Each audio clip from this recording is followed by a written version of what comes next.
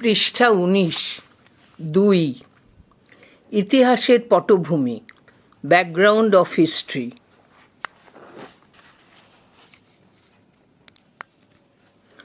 ইতিহাস বলতে এখানে পৃথিবী নামক গ্রহে বসবাসকারী মানবজাতির ইতিহাসকে বোঝানো হয়েছে।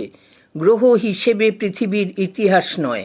মানুষের ইতিহাস মূলত পুরাপ্রস্তর যুগে পৃথিবী জুড়ে শুরু হয়। আদিম যুগ থেকে প্রাপ্ত সকল প্রত্নতাত্ত্বিক ও লিখিত দলিল এর আওতাভুক্ত। লিখন পদ্ধতি আবিষ্কারের মধ্য দিয়ে প্রাচীন প্রামাণ্য ইতিহাসের শুরু হয়। যদিও লিখিত পদ্ধতি আবিষ্কারের পূর্ববর্তী যুগেও সভ্যতার নিদর্শন পাওয়া গেছে। প্রাগৈতিহাসিক যুগের সূচনা ঘটে পুরাপ্রস্তর যুগে। সেখান থেকে সভ্যতা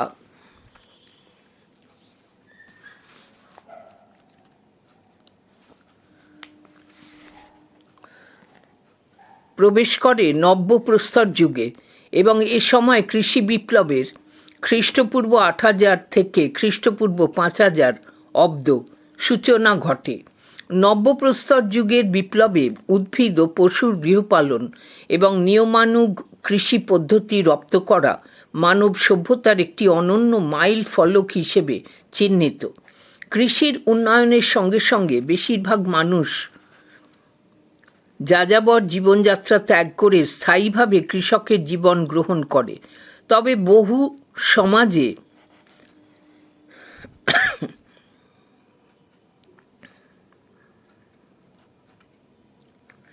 যাযাবর জীবন ব্যবস্থা রয়ে যায়, বিশেষ করে ভৌগোলিকভাবে বিচ্ছিন্ন অঞ্চলগুলিতে ও যেখানে আবাদযোগ্য উদ্ভিদ প্রজাতির অভাব ছিল। কৃষি থেকে প্রাপ্ত খাদ্য, নিরাপত্তা ও উদ্বৃত্ত উৎপাদনের ফলে গোষ্ঠীগুলি ধীরে ধীরে বৃদ্ধি পেয়ে আরও বড় সামাজিক প্রতিষ্ঠানের জন্ম দেয়। যোগাযোগ ব্যবস্থার উন্নয়নও এক্ষেত্রে একটি উল্লেখযোগ্য ভূমিকা রাখে। কৃষির উন্নতির সঙ্গে সঙ্গে শস্য উৎপাদন ব্যবস্থারও বিকাশ ঘটে, যা সমাজে শ্রম বিভাগকে ত্বরান্বিত করে। শ্রম বিভাগের পথ ধরে সমাজে সুবিধাপ্রাপ্ত উচ্চ শ্রেণীর উন্মেষ ঘটে ও শহরগুলি গড়ে ওঠে। সমাজে জটিলতা বৃদ্ধির সঙ্গে সঙ্গে লিখন ও হিসাব পদ্ধতির ব্যবহার জরুরি হয়ে পড়ে। হ্রদ ও নদী তীরবর্তী এলাকাগুলিতে খ্রিস্টপূর্ব ৩০০০ অব্দের মধ্যে অনেক শহর গড়ে ওঠে। এদের মধ্যে উন্নতি ও উৎকর্ষতার দিক দিয়ে মেসোপটেমিয়ার সভ্যতা, মিশরের নীল নদ তীরবর্তী সভ্যতা ও সিন্ধু সভ্যতা উল্লেখযোগ্য। একই ধরনের সভ্যতা সম্ভবত চীনের প্রধান নদীগুলির তীরেও গড়ে উঠেছিল, কিন্তু প্রত্নতাত্ত্বিক নিদর্শনগুলি থেকে এই ব্যাপারে চূড়ান্ত সিদ্ধান্ত নেওয়া সম্ভব হয়নি। প্রাচীন পৃথিবীর বন্ধনী শুরু প্রধানত ইউরোপ, তবে নিকট প্রাচ্য ও উত্তর আফ্রিকাও এর অন্তর্ভুক্ত। বন্ধনী শেষ। ইতিহাসকে কয়েকটি ভাগে ভাগ করা হয়। ৪৬৭ খ্রিস্টাব্দ পর্যন্ত প্রাচীন যুগ, ৫ম থেকে পঞ্চদশ শতাব্দী পর্যন্ত মধ্যযুগ বা ধ্রুপদী উত্তর যুগ, যার মধ্যে রয়েছে ইসলামী স্বর্ণযুগ ৭৫০ থেকে ১২৫৮ খ্রিস্টাব্দ ও ইউরোপীয় রেনেসাঁ ১৩০০ খ্রিস্টাব্দ থেকে শুরু। আধুনিক যুগের সূচনাকাল ধরা হয় ১৫০০ খ্রিস্টাব্দ থেকে ১৮০০ খ্রিস্টাব্দের শেষ পর্যন্ত, যার মধ্যে রয়েছে ইউরোপের আলোকিত যুগ। শিল্প বিপ্লব থেকে বর্তমান সময় পর্যন্ত আধুনিক যুগ হিসেবে বিবেচিত। পাশ্চাত্য ইতিহাসে রোমের পতনকে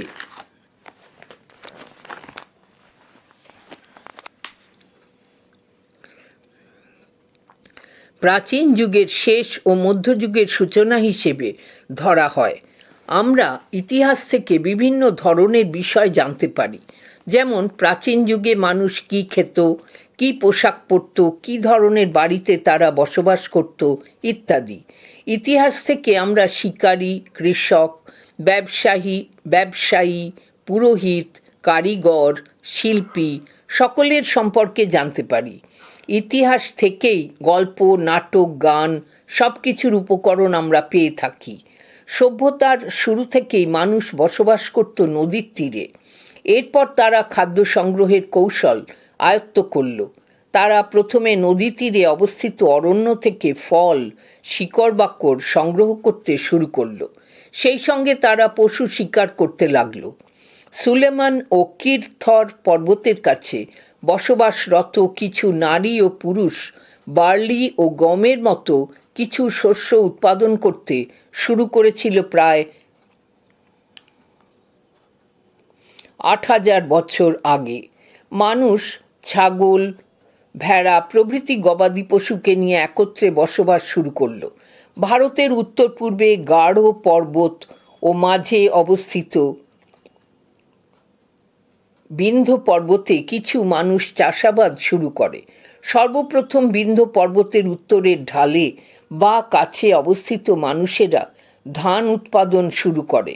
প্রায় ৪,৭০০ বছর আগে সিন্ধু উপত্যকায় সভ্যতা গড়ে ওঠে। তারপর প্রায় ২৫০০ বছর আগে গঙ্গা নদীর তীরে সভ্যতা গড়ে ওঠে। গঙ্গার উপনদী সোনের তীরে মগধ রাজ্য অবস্থিত ছিল। সেই মগধে পরবর্তীকালে শাসন ব্যবস্থা প্রতিষ্ঠিত হয়।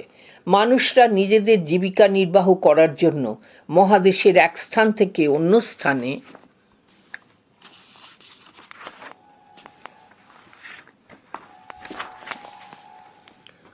যাতায়াত করত। পৃষ্ঠা ২০। পর্বত, মরুভূমি, পাহাড়, নদী সব কিছু মানুষের যাতায়াতের পথকে কঠিন করে তুললেও তা সম্পূর্ণভাবে বাধা দিতে পারেনি। বন্যা, খরার কারণেও মানুষকে স্থানান্তরিত হতে হতো। সেনাবাহিনীকে যুদ্ধের জন্য এক স্থান থেকে অন্য স্থানে গমন করতে হতো। আবার ব্যবসায়ীদের ব্যবসার জন্য জাহাজে করে অন্য মহাদেশে পাড়ি দিতে হতো। বিভিন্ন ধর্মের ধর্মগুরুরাও তাঁদের ধর্ম প্রচারের জন্য অন্য স্থানে গমন করত। অনেক সময় অনেক নাবিক এক মহাদেশ থেকে অন্য মহাদেশে পাড়ি দেয় কোনো নতুন কিছু আবিষ্কারের জন্য। এই ধরনের নতুন নতুন মহাদেশ আবিষ্কারের ফলে মানুষের মধ্যে জানার ইচ্ছা ও সুযোগ বেড়ে যায়। পর্বত, পাহাড় এবং সমুদ্র এগুলি হলো কোনো মহাদেশের প্রাকৃতিক সীমানা। এত প্রাকৃতিক সীমানা থাকা সত্ত্বেও মানুষ নিজেদের প্রয়োজনে সেই বাধা অতিক্রম করে আসে এবং তাদের অনেকে স্থায়ীভাবে স্থানান্তরিত হয়। এই ধরনের স্থানান্তর অনেক সময় বিভিন্ন ধরনের সংস্কৃতির মধ্যে মিশ্রণ ঘটায়। এইভাবে এক সংস্কৃতি থেকে আসা স্থাপত্য, শিল্প, সঙ্গীত অন্য সংস্কৃতির সঙ্গে মিশে যায়। আমাদের দেশের দুটি নাম বিশেষ প্রচলিত, তা হলো ইন্ডিয়া ও ভারত। ইন্ডিয়া কথাটি এসেছে ইন্দাস, বন্ধনী শুরু, INDUS, বন্ধনী শেষ, কথা থেকে। ইন্ডাস কথা থেকে, বন্ধনী শুরু, যার সংস্কৃত শব্দ সিন্ধু, বন্ধনী শেষ।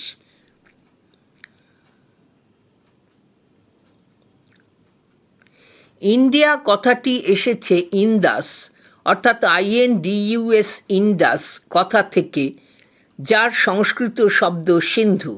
প্রায় 2500 বছর পূর্বে উত্তর পশ্চিম ভারতে ইরানি ও গ্রিক নামে দুটি জাতি ছিল, যারা ইন্দাস নদীর নাম অনুসারে ভারতের মানুষকে হিন্দু বা ইন্দাস নাম দেয় এবং সিন্ধু বা ইন্দাস নদীর পূর্ব তীরের ভূমিভাগের নাম দেয় ইন্ডিয়া। ঋগ্বেদে এভাবে ভারত কথাটির উৎপত্তি হয়। ইতিহাসকে জানার বিভিন্ন ধরনের পথ রয়েছে। এক, পুরনো বহুদিন আগের পুঁথি পড়ে বা লিপি থেকে। পুরনো দিনের পুঁথিগুলি গাছের পাতার উপর লেখা হতো। হিমালয়ে এই বিশেষ ধরনের বৃক্ষের সন্ধান পাওয়া যেত। পুরনো দিনের বহু লিপি পোকামাকড়ের আক্রমণে নষ্ট হয়ে গেছে, কিন্তু তাদের মধ্যে অনেক লিপি এখনও রয়েছে। এই লিপিগুলি সাধারণত মন্দির থেকে পাওয়া যেত। এই ধরনের লিপিগুলি বিভিন্ন বিষয়ের উপর ছিল। কোনো রাজার জীবনী বা কোনো ধর্মবিশ্বাস, ঔষধ বা বিজ্ঞান, তাদের মধ্যে অনেক কিছু আছে যেগুলি মহাকাব্য। এদের মধ্যে অনেকগুলি সংস্কৃত ভাষায়, অনেকগুলি প্রাকৃত ও তামিল ভাষায় রচিত। এছাড়া অনেক শিলালিপি পাওয়া যায় যেগুলি বেশিরভাগ পাথরের উপর খোদাই করে তৈরি করা হয়েছে। সে সময় রাজা মহারাজারা লিপিবদ্ধ আকারে তাদের নির্দেশ দিতেন যাতে সাধারণ মানুষ সেগুলি পড়ে সেগুলি মেনে চলতে পারে। অনেক সময় রাজা তাঁর বিজয়স্তম্ভ যুদ্ধক্ষেত্রে স্থাপন করে আসতেন। এগুলি ছাড়া অন্যভাবেও ইতিহাসকে জানা যায়। সেটি হলো প্রত্নতত্ত্ববিদ্যা। প্রত্নতত্ত্ববিদগণ পুরনো পাথর স্থাপত্য নিয়ে পড়াশোনা করেন। প্রত্নতাত্ত্বিকরা মাটি খুঁড়ে বিভিন্ন ঐতিহাসিক নিদর্শন আবিষ্কার করেন। এগুলির মধ্যে কিছু নিদর্শন পাথরের, কিছু নিদর্শন হাড়ের, মাটির অথবা ধাতুর। এগুলি সাধারণত শক্ত ও চিরস্থায়ী হয়। প্রত্নতাত্ত্বিকরা অনেক সময় পশু, পাখি, মাছের হাড় নিয়েও গবেষণা করেন। এছাড়া গাছের পাতা, কাঠ, বীজ ভালো প্রত্নতাত্ত্বিক নিদর্শন হিসেবে কাজ করে। ঐতিহাসিক তাঁদের বলে যাঁরা ইতিহাস নিয়ে গবেষণা করেন। ঐতিহাসিকরা হস্তলিপি, শিলালিপি এবং প্রত্নতাত্ত্বিক উপাদানের উপর নির্ভর করে তত্ত্ব সংগ্রহ করেন। আমাদের অতীতকে জানার মাধ্যমে আমরা ভবিষ্যতের পথ খুঁজে নিতে সক্ষম হই। সুতরাং বলা যায় ঐতিহাসিক এবং প্রত্নতাত্ত্বিকরা আমাদের অতীতের পথ খোঁজার দুটি মাধ্যম। ভারতের ইতিহাস, ইন্ডিয়ান হিস্ট্রি। ভারতের ইতিহাস বলতে মূলত খ্রিস্টপূর্ব 3য় সহস্রাব্দ থেকে খ্রিস্টীয় 20 শতাব্দীর মধ্যভাগ পর্যন্ত ভারতীয় উপমহাদেশের প্রাচীন, মধ্যযুগীয় ও প্রাক আধুনিক কালের ইতিহাসকেই বোঝানো হয়। খ্রিস্টের জন্মের প্রায় 10 লক্ষ বছর আগে উক্ত ভূখণ্ডে প্রথম মানব বসতি গড়ে উঠতে দেখা যায়। তবে ভারতের জ্ঞাত ইতিহাসের সূচনা হয় 3300 খ্রিস্টপূর্বাব্দ থেকে 1300 খ্রিস্টপূর্বাব্দের মধ্যবর্তী সময়ে ভারতীয় উপমহাদেশের উত্তর পশ্চিমাঞ্চলে সিন্ধু সভ্যতার উন্মেষ ও প্রসারের সঙ্গে সঙ্গে। পরবর্তী হরপ্পা যুগের সময়কাল 2600 থেকে 1900 খ্রিস্টপূর্বাব্দ। খ্রিস্টপূর্ব 2য় সহস্রাব্দের সূচনায় এই ব্রোঞ্জ যুগীয় সভ্যতার পতন ঘটে। সূচনা হয় লৌহ নির্ভর বৈদিক যুগের। এই যুগেই সমগ্র গাঙ্গেয় সমভূমি অঞ্চলে মহাজনপদ নামে পরিচিত 16টি প্রধান প্রধান রাজ্য তথা জনবসতির উত্থান ঘটে। এই জনপদগুলির অধিকাংশই রাজতান্ত্রিক হলেও এদের মধ্যে লিচ্ছবি ছিল গণতান্ত্রিক। এই জনপদের মধ্যে অন্যতম ছিল মগধ। খ্রিস্টপূর্ব 6ষ্ঠ শতাব্দীতে মগধে জন্মগ্রহণ করেন মহাবীর ও গৌতম বুদ্ধ। পরবর্তীকালে যাঁরা ভারতের জনসাধারণের মধ্যে শ্রমণ ধর্মদর্শন প্রচার করেন। অব্যবহিত পরবর্তীতেই একাধিক বৈদেশিক শাসনের আওতায় চলে আসে উত্তর পূর্বের এই অঞ্চল। পৃষ্ঠা 21। এগুলির মধ্যে 543 খ্রিস্টপূর্বাব্দ নাগাদ প্রতিষ্ঠিত হখামনি পারসিক সাম্রাজ্য, 326 খ্রিস্টপূর্বাব্দ নাগাদ মহামতি আলেকজান্ডারের রাজত্বকাল বিশেষভাবে উল্লেখযোগ্য। এছাড়া পাঞ্জাব ও গান্ধার অঞ্চলে ব্যাকট্রিয়ার প্রথম ডিমেট্রিয়াস কর্তৃক 184 খ্রিস্টপূর্বাব্দে স্থাপন করেন ইন্দো গ্রিক রাজ্য। প্রথম মিনান্ডার এর আমলে গ্রিকো বৌদ্ধ, গ্রেকো অর GRECO বুদ্ধিজম যুগে এই রাজ্য বাণিজ্য ও সাংস্কৃতিক সমৃদ্ধির চরমে পৌঁছয়। খ্রিস্টপূর্ব 3য় ও 4র্থ শতাব্দীতে মৌর্য সাম্রাজ্যের অধীনে উপমহাদেশে রাজনৈতিক ঐক্য সাধিত হয়। পরবর্তী 10 শতাব্দীকালে একাধিক ক্ষুদ্রকায় রাজ্য ভারতের বিভিন্ন অংশ শাসন করে। 4র্থ খ্রিস্টাব্দে উত্তর ভারত পুনরায় ঐক্যবদ্ধ হয় এবং পরবর্তী প্রায় 2 শতাব্দীকাল গুপ্ত সাম্রাজ্যের যাবৎ এই ঐক্য বজায় থাকে। এই যুগটি ছিল হিন্দু ধর্ম ও সংস্কৃতির পুনর্জাগরণের কাল। ভারতের ইতিহাসে এই যুগ ভারতের সুবর্ণ যুগ নামে অভিহিত। এই সময় ও পরবর্তী কয়েক শতাব্দীতে দক্ষিণ ভারতে রাজত্ব করেন চালুক্য, চোল, পল্লব ও পাণ্ড্য রাজন্যবর্গ। তাদের রাজত্বকাল দক্ষিণ ভারতে এক সুবর্ণ যুগের জন্ম দেয়। এই সময়েই ভারতীয় সভ্যতা, প্রশাসন, সংস্কৃতি তথা হিন্দু ও বৌদ্ধ ধর্ম এশিয়ার অধিকাংশ অঞ্চলে ছড়িয়ে পড়ে। 77 খ্রিস্টাব্দ নাগাদ কেরলের সঙ্গে রোমান সাম্রাজ্যের সামুদ্রিক বাণিজ্যের কথাও জানা যায়। 712 খ্রিস্টাব্দে আরব সেনানায়ক মুহাম্মদ বিন কাসিম দক্ষিণ পাঞ্জাবের সিন্ধ ও মুলতান অধিকার করে নিলে ভারতীয় উপমহাদেশে মুসলমান শাসনের সূচনা ঘটে। এই অভিযানের ফলে 10ম থেকে পঞ্চদশ শতাব্দীর মধ্যবর্তী সময়ে মধ্য এশিয়া থেকে সংগঠিত একাধিক অভিযানের ভিত্তিভূমি সজ্জিত করে। এরই ফলশ্রুতিতে ভারতীয় উপমহাদেশে দিল্লি সুলতানি ও মোগল সাম্রাজ্যের মতো মুসলমানি সাম্রাজ্যের প্রতিষ্ঠা সম্ভব হয়। মোগল শাসনে উপমহাদেশের প্রায় সমগ্র উত্তরাঞ্চলটি ঐক্যবদ্ধ হয়েছিল।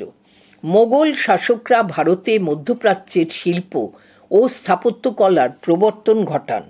মোগলদের সমকালেই দক্ষিণ ও উত্তর পূর্ব পশ্চিম ভারতে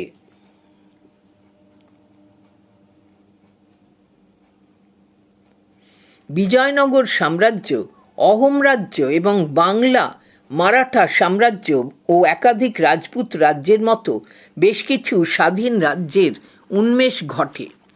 অষ্টাদশ শতাব্দীর প্রথম ভাগে ধীরে ধীরে মোগলদের পতন শুরু হয়। এর ফলে আফগান, বালুচ ও শিখরা উপমহাদেশের উত্তর পশ্চিমাঞ্চলে নিজেদের আধিপত্য বিস্তারে সক্ষম হয়। অবশেষে ব্রিটিশরা সমগ্র দক্ষিণ এশিয়ার উপরে নিজেদের শাসন কায়েম করে। অষ্টাদশ শতাব্দীর মধ্যভাগে ও পরবর্তী শতাব্দীতে ধীরে ধীরে ভারত ব্রিটিশ ইস্ট ইন্ডিয়া কোম্পানির শাসনাধীনে চলে যায়। ভারতের প্রথম স্বাধীনতা যুদ্ধের নামে অভিহিত সিপাহী বিদ্রোহের প্রেক্ষিতে কোম্পানির শাসনে অসন্তুষ্ট ব্রিটিশ সরকার সরাসরি ভারতকে ব্রিটিশ রাজ্যের প্রত্যক্ষ শাসনে নিয়ে আসেন। এই সময়টি ছিল ভারতের পরিকাঠামো উন্নয়ন ও অর্থনৈতিক অবনমনের এক অধ্যায়। যদিও পাশ্চাত্য আধুনিক শিক্ষার প্রসার এই যুগেই বাংলার মাটিতে নবজাগরণের জন্ম দেয়। বিংশ শতাব্দীর প্রথমার্ধে ভারতীয় জাতীয় কংগ্রেস দেশব্যাপী এক স্বাধীনতা সংগ্রামের ডাক দেয়। অবশেষে 1947 খ্রিস্টাব্দে ভারতীয় উপমহাদেশ গ্রেট ব্রিটেনের অধীনতাপাশ ছিন্ন করে ধর্মের ভিত্তিতে বিভক্ত হয়। উপমহাদেশের পূর্ব ও পশ্চিমাংশের মুসলমান অধ্যুষিত অঞ্চলগুলি নিয়ে পাকিস্তান ও অবশিষ্ট অঞ্চল ভারতীয় প্রজাতন্ত্র নামে পরিচিত হয়। পৃষ্ঠা 22।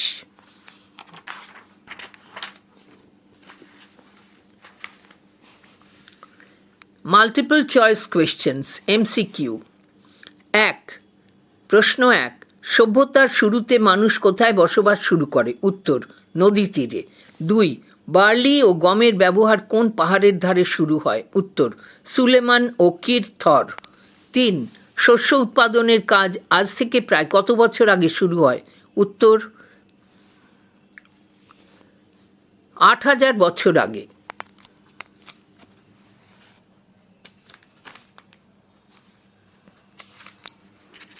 4 সিন্ধু উপত্যকায় কত বছর আগে সভ্যতা গড়ে ওঠে? 4700 বছর। উত্তর, 4700 বছর আগে। 5 তৎকালীন মগধ রাজ্য কোন নদীর তীরে অবস্থিত? উত্তর সোন। 6. মানুষের যাতায়াতের পথে বাধা হয়ে দাঁড়াতো কি? উত্তর পর্বত। 7. মানুষেরা কেন এক স্থান থেকে অন্য স্থানে গমন করত? উত্তর জীবিকা নির্বাহ করার জন্য। 8. প্রাকৃতিক সীমানাগুলি কি ছিল? পাহাড় পর্বত। উত্তর পাহাড় পর্বত। 9. আমাদের দেশের কোন দুটি নাম বিশেষভাবে প্রচলিত? উত্তর ইন্ডিয়া ও ভারত। 10. হিন্দুরা কি নামে পূর্বে পরিচিত ছিল? উত্তর ইন্দাস। 11. প্রাচীনকালের লিপিগুলি কোথায় খোদিত ছিল? উত্তর মন্দির ও পর্বত গাত্রে। 12. মাটি খুঁড়ে ইতিহাসকে জানার পদ্ধতিকে কি বলে? উত্তর প্রত্নতত্ত্ব। 13. পুরনো লিপিগুলি কি কারণে নষ্ট হয়ে গেছে? উত্তর পোকামাকড়ের আক্রমণে। 14. ইন্দাস নদীর তীরে বসবাস করত কোন দুটি জাতি? উত্তর ইরানি ও গ্রিক। 15. যুদ্ধ জয়ের পর রাজারা কি স্তম্ভ রচনা করতেন?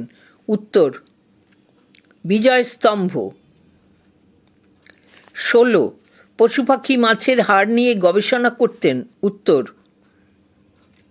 প্রত্নতাত্ত্বিক। 17. যাঁরা ইতিহাস নিয়ে গবেষণা করেন তাঁদের বলে? উত্তর ঐতিহাসিক।